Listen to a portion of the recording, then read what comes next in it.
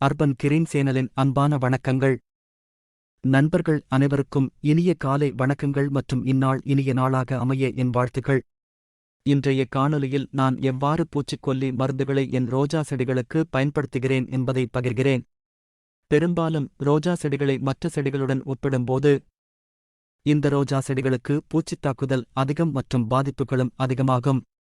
ரோஜா செடிகளில் பெரும்பாலும் நான் செயற்கை பூச்சிக்கொல்லிகளை மட்டுமே பயன்படுத்துகிறேன். செயற்கை பூச்சிக்கொல்லிகள் நல்ல பலனை தருவதோடு பெரும்பாதிப்பிலிருந்து செடிகளை பாதுகாக்கிறது. ஆனாலும் அதிகப்படியான பூச்சிக்கொல்லியை ஒரே நேரத்தில் பயன்படுத்தக்கூடாது. வீரியத்தின் அளவை பொறுத்து இலை கருகல், தண்டு கருகல் மற்றும் மொத்த செடியும் இறப்பதற்கு வாய்ப்புகள் அதிகமாக இருக்கிறது.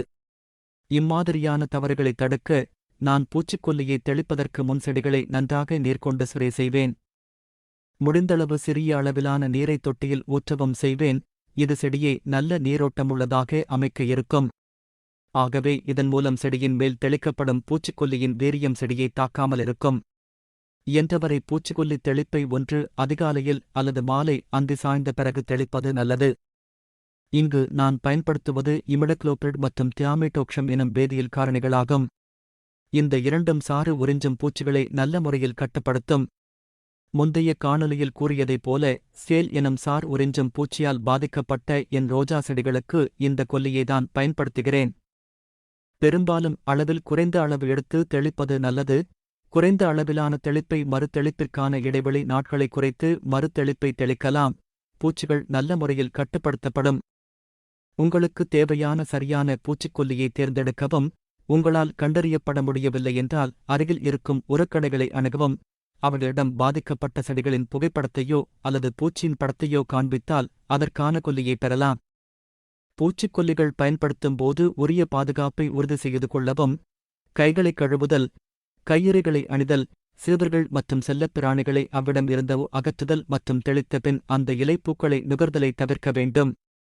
கொல்லியை நன்றாக செடிகள் முழுவதும் நனையும்படி தெளிக்கவும். பூச்சிகள் இலையின் அடிப்புறம் கிளைகளின் மறுபுறம் இருக்கக்கூடும்.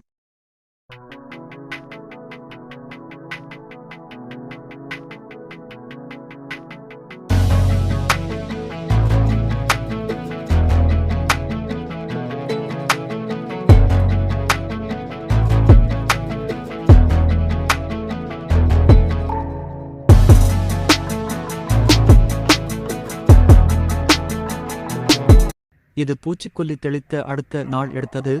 இலை கருகளோ தண்டுகர்களோ காணப்படவில்லை. தேவைக்கேற்ப கொல்லியை பயன்படுத்திக் கொள்ளவும்.